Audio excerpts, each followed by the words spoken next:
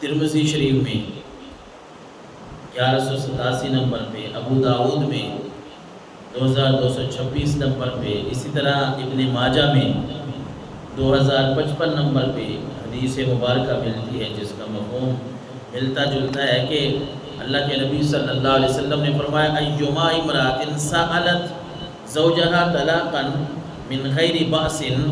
فحرام علیہا رائحۃ الجنہ او کما قال۔ رسول اللہ صلی اللہ علیہ وسلم نے فرمایا کہ جو عورت اپنے خامند سے، اپنے شوہر سے بغیر کسی وجہ کے طلاق کا مطالبہ کرے، طلاق کی ڈیمانڈ کرے کہ تو مجھے طلاق دے، حضور علیہ السلام نے فرمایا فحرام علیہا رائحۃ الجنہ، اس عورت پہ جنت کی خوشبو بھی حرام ہے۔ جنت میں جانا تو دور کی بات ہے، اس کے لیے اللہ نے جنت کی خوشبو بھی حرام کر رکھی ہے۔ جس طرح مردوں میں غلطیاں ہیں اسی طرح عورتوں میں بھی ہیں، وہ بھی بات بات پہ۔ ایک وقت تھا، ایک ماحول تھا کہ اس لفظ سے لوگ ڈرتے تھے، نام نہیں لیتے تھے لوگ طلاق کا،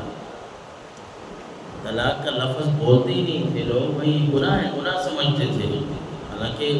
بولنے سے کوئی گناہ نہیں ہے، اللہ رسول نے کوئی منع نہیں کیا کہ ایک دوسرے سے بات کریں طلاق اور کوئی لفظ بول رہا ہو،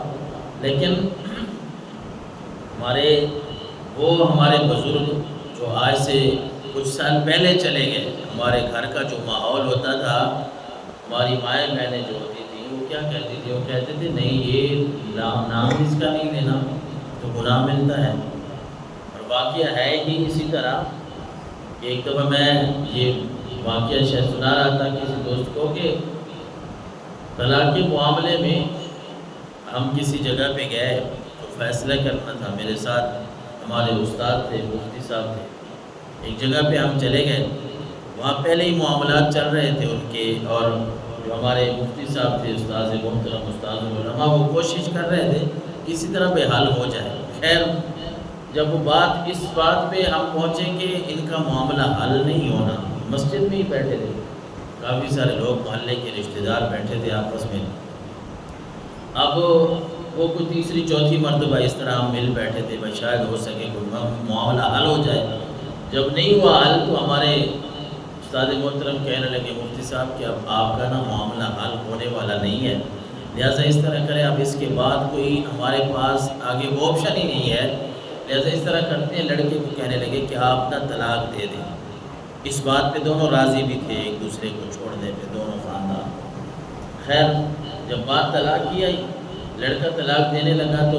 ان پڑھ دو بزرگ، جن کو ہم ان پڑھ کہتے ہیں نا، وہ بڑے سمجھدار ہوتے ہیں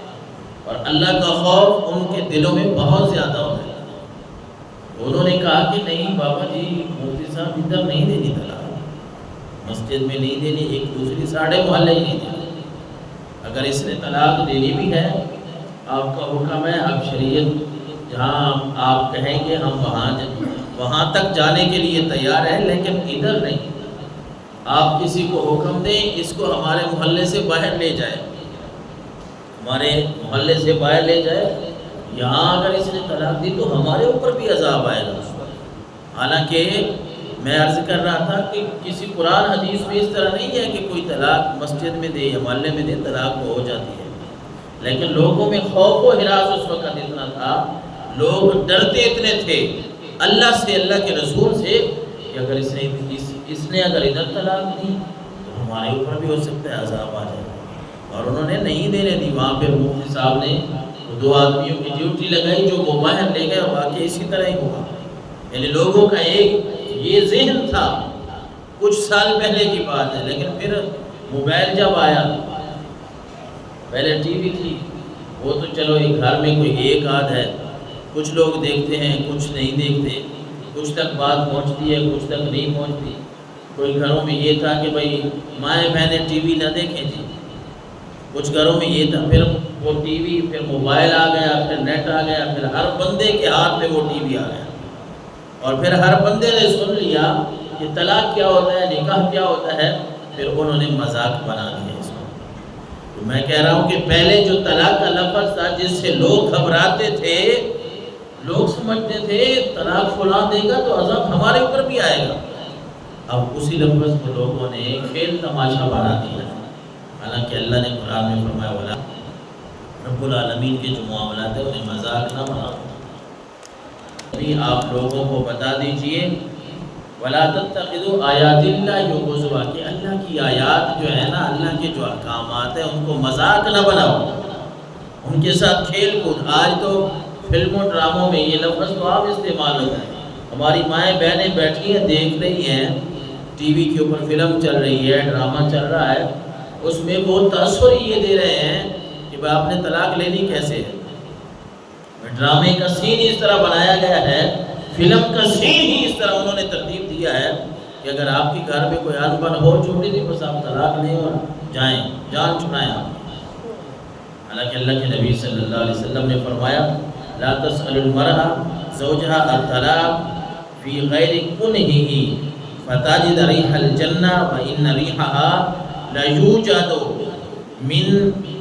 مسيرة 40 عاما۔ ابن ماجہ شریف کے حدیث مبارکہ ہے، رسالت امام صلی اللہ علیہ وسلم نے فرمایا کہ جو بیوی اپنے خامن سے طلاق کا مطالبہ بغیر کسی مجبوری کے، بغیر کسی وجہ کے کرتی ہے، جو بیوی اپنے خامن کو یہ کہتی ہے مجھے طلاق دے دے، مجھے چھوڑ دے، جس طرح میں کہہ رہا ہوں پہلے بندے بھی اور بیویاں بھی یہ لفظ منہ میں لانے کے لیے وہ بھی سمجھتی تھی گناہ ہے، ہم نے یہ لفظ نہیں کہنا، بہت بڑا جرم ہے۔ وہ بات پہ وہ کہتی ہے تیرے اندر ہے طاقت تو دے طلاق، تیرے اندر اتنی ہمت ہے تو میں کھڑی ہوں ابھی مجھے فارغ کر۔ اب تو کام یہ چل پڑا وَلَا تَتَّخِذُوا آیَاتِ اللَّهِ هُزُوًا، اللہ فرما رہا ہے میری آیات میرے احکام کا مذاق نہ بناؤ، مذاق نہ اڑاؤ۔ اور اللہ کے نبی صلی اللہ علیہ وسلم نے فرمایا کہ جو بیوی اپنے خامن سے بغیر کسی وجہ مجبوری کے طلاق کا مطالبہ کرتی ہے وہ جنت کی خوشبو ہی نہیں پائے گی۔ پہلی روایت میں نے یہی سنائی، لیکن اس روایت میں تو الفاظ ذرا آگے بھی ہیں کہ اللہ کے نبی نے فرمایا حالانکہ جنت کی جو خوشبو ہے نا وہ 40 سال کی مسافت دور بندہ ہوگا، جنت کی خوشبو اس وقت بھی اس کو آنے لگے گی۔ لیکن حضور نے فرمایا جو عورت اپنے خامن سے بغیر مجبوری کے طلاق کی ڈیمانڈ کرتی ہے، بات پہ کہتی ہے طلاق دے دے، حضور علیہ السلام نے فرمایا جنت کی خوشبو اس کو نہیں آئے گی، جنت میں جانا تو دور کی بات ہے۔ اور ساتھ ہی فرما دیا کہ جنت کی خوشبو تو 40 سال کے بندہ مسافر پہ ہو وہاں سے آنے لگ جاتی ہے۔ اس کو اللہ اتنی اپنی رحمت سے دور رکھے گا کیونکہ اس نے اللہ اور اس کے رسول کی آیات کا مذاق بنایا۔ یار دنیا سمجھنے کے لیے آج اتنا ماحول پڑھا لکھا ہمارا ماحول ہے، آج ہمارے پاس اتنے سورس ہیں سیکھنے کے، ساری باتیں ہم نے سیکھ لی، دنیا داری ساری سیکھ لی، اگر نہیں سیکھا تو یہ نہیں سیکھا کہ نکاح کے مسائل کیا ہیں، رشتہ جوڑنے کے جو مسائل ہیں وہ کیا ہیں، اگر رشتہ توڑنا بھی پڑ جائے تو اس کے مسائل کیا ہیں، اس کو کیسے ہم نے سنبھالنا ہے، اس بارے میں کوئی ہم نے بات نہیں